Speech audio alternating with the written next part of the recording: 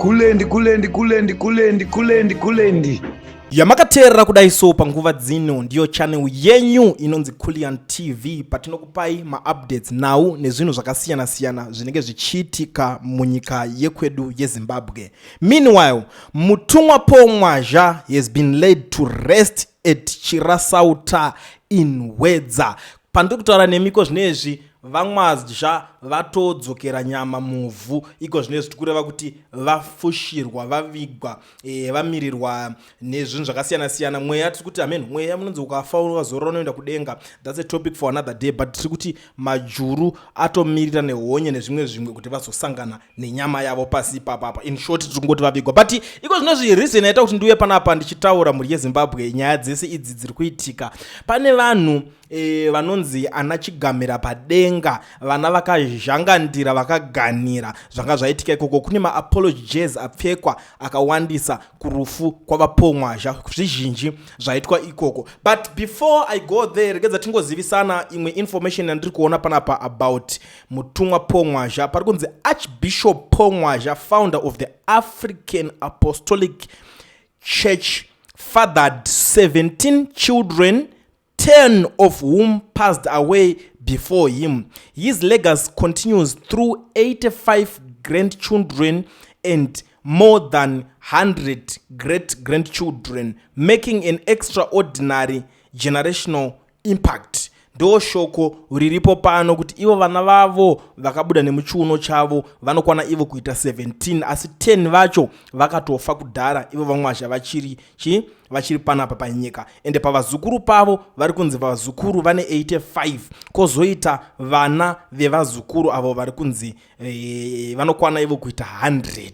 Ndo iripo panapa yatiri kutambira panapa. But kune zvinhu zvakawanda zviri kuitika. I know kuti you guys have been waiting kuda kunzwisa kuti chichaitika kurufu kwaMwazha. Ndianani anachigamira padenga vakazhangandira vanongoganira vacho ivavo vanga vachiita sei? DJ Olla7 panapa ari kubuda ari kuti zvoni Mwazha South MP Honorable Nelson Chamisa, Chief Mourner, standing in for His Excellency President Emerson Dambudzo Mnangagwa at the burial of national hero Archbishop Paul Mwazha. Today we lay to rest a towering figure of faith, culture and national pride, a true son of the soil. Has returned home. Rest in peace Gamba. Vapedza zvavo, but the mistake here yavari kuti Mwazha South MP Honorable Nelson Chamisa ndo patanga nyaya yacho. Vakomana vanenge vachitoda Chamisa, right? One thing that is going to happen for sure, zvandinonyanya kuziva, mukomana anogona kushanyirwa nema-CIO manheru vakamusanganisa nemapama, because these guys avaite ma-funnies in terms of zvinhu zvese, anything to do. Ukaoneka kuti mukeyboard mako munototaipa Chamisa, unobva unosaka padhuze nesu uri kutambira uchidei. And you know chinhu chiri kuitika mazuva ano ndechekuti vakomana ava zvakanyanya mazuva ano vari kuita inonzi bootlicking, yekuenda vachinotsvaga mari yehupfu kuState House, yekuenda vachinonyengerera mota kunana ZANU-PF ikokoko. Saka mukomana azongobuda musaga achireplace Tino Machakaire, ndiye MP weGwedha South, saka akumureplace naNelson Chamisa. I don't know if it's his keyboard or zvinhu zvokuti vanenge vagara vakazvironga, but ipapo I think kuti mambama anga atosvika, because normally kuna vanhu vakawanda vanenge vachingonzwa pachingonzi masiyayo vanorova, masiyayo vanozoda. So for your own information, kuna vanhu vasati vambobatwa navanhu vaya for sure vakakudedza for an interview, kurova vanorova zveshuwa, vanorova nesimbi mumakumbo, vanorova nemabhodhoro chaiwo mumakumbo, mumabhonzo imomo vanodzemura zvakaoma kudaro. Havadi kurova pamunyefu, vanoda kurova kudhuze nekune mabhonzo kuitira kuti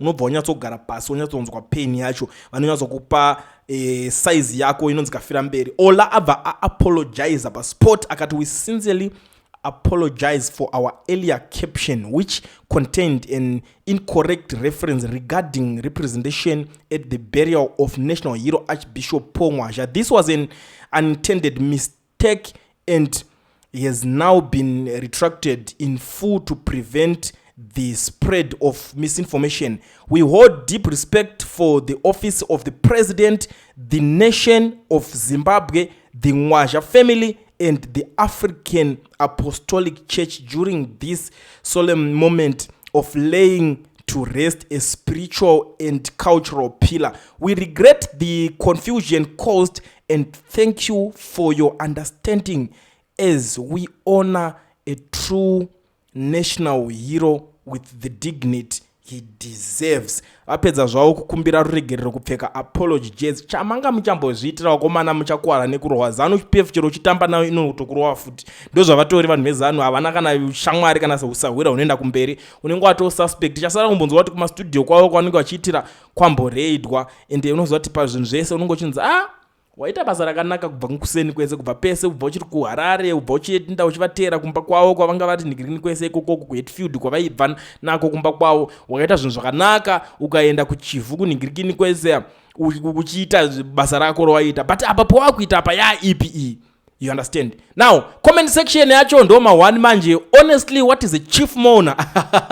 Was a chief mourner necessary? Nelson Chamisa chaiye munomudaimi mwari kuti too much dzungu unenge uchimhanyira kupi, right? Mwakati aiwa une kamwe kadzungu so kakuvhurika madzibaba imi havakovalaka dala chigambira padenga. Have you also offered apologies to Honorable Chamisa? Yes, because iwo how come kuti iwo unoti izoni Mwazha South MP Honorable Nelson Chamisa chief mourner standing in for his excellence president Emerson Mnangagwa watokanganisira vanhu hobhobhoza wakutanga Chamisa ari kuenda kunoshandira Mnangagwa ikoko kaenda kunorepresenta Mnangagwa ende Chamisa pa honorable kana pa MP apa akatozvisiya kudhara izvo akatanga kufocus on zvimwe zvinhu zvanga kuti se akufocus nazvo. I don't even know kuti vanhu avachazviya zvavanonyatsofunga sei, right? Wanzi aiwa Chamisa anetsa paZimbabwe chief mourner ipai mukomana mbudzi dzake.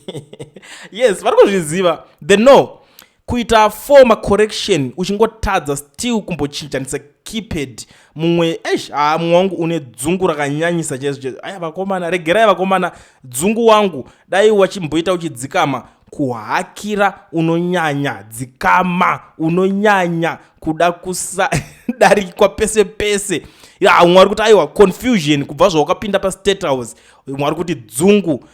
Vakomana team screenshot aiwa zvazvaonekwa 2 minutes idzodzo dzanga dzatokuvhiringa here nai boys dzangu. Aiwa dzungu makanyanya ko watopfeka apology jazz kusensen kwakadai so. Saka you're not even apologizing to Nelson Chamisa. Auone kuti kudherera here ikoko pakashata vakomana kana vazogara Parufu apo dzikama hausiwo wega kunditoti majournalist akawanda unoona kuti kuti kune vamwe vanga vabva kuZBC kunani hazvina kushata kumira muchita basa but kuzomirizika muchida kunzi ndime muri kukava the funeral yacho iyo manje ndo panenge pakurambwa nevanhu kuti vakomana makunyanya kuda kuhakira kuda kunoita dzungu kana kuti kuda kunoita kanonzi kakuzhangandira kaika kuningirina. But anyways, inini zvangu idzi nyaya idzika idzi handidi kunyanya kutaura zvakawanda pamusoro padzo. Ndoda kungoti guys, rest in peace kuna mutumwa Mwazha. Panyika vakadzidza zvakawanda, vakadzidzawo kwamuri, vamwe vakaona kunaka kwenyu, koitawo vamwe vakatoona kuipa kwenyu futi at the end of the day. But inini ndozvika zvandikwanisa kungotaura kuti zororai murugare, makasiyawo mabata basa kunigirina chechi because chechi yenyu takaitarisa kunotone vamwewo vakabatsirikanawo nayo, koitawo vamwe vakaiswawo pa disadvantage nayo at the same time. Anditi mazvona. Saka inini ndingoti aiwa zororai murugare mutumwa Mwazha. Muri Zimbabwe before I disappear ndini wenyu honorable, I feature honorable, okay. Aspiring honorable Kuliend mai manje ndo zita rendienda kushandisa. Ndingoda ngozivisa vanhu vese vari mu South Africa vada kuregisterwa makampani nekuvhurwa ma FNB business account vasina ma work permit kana ma study permit. Bata company inonzi Education Research inotungamirirwa nana mukoma Owen ndo shasha. Education Research inoregister vanhu makampani nekuvhurwa ma FNB business account vasina ma work permit kana ma study permit vaya ndo vakanyanya, ndo ma targeted customer especially for this Nigirini andi kutotaura panapa. Saka imimi kana muchida kuti zvinhu zvikubatsirei kana kuti uchida kubatsirikana uri serious uda kutangawo business uda kuregisterwa company kana kuti manetsi kana nekuti mushaya ma accounts ekuti munge muchitambira mari dzenyu ende munotaura ne Education Research company yana mukoma Owen vanokubatsirai. Even to those who are outside South Africa vanoti tuda kuregisterwa ma company, taura na mukoma Owen zvinofamba. Anditi uda kuvhura company yako mu South Africa yekuti inenge ichioperator in South Africa iwo iri kunyika konenge uri ikoko zvinongoita futi still is possible. Vane ma ways avanoshanda nawo but ukataura nawo vanokuudza kuti zvifambisa sei. Ndoziva kuti vamwe vari kutenga dzimba ma flats, vamwe vari kuita ma business akasiyana siyana. Guys, ma opportunities akazara. Fanika mukanyika kanonzi South Africa aiwa kakeke kacho kakakura kekuti munokwanisa kuchekerana munhu wese akaita sei akadya achiguta mhuri yake akadya achiguta.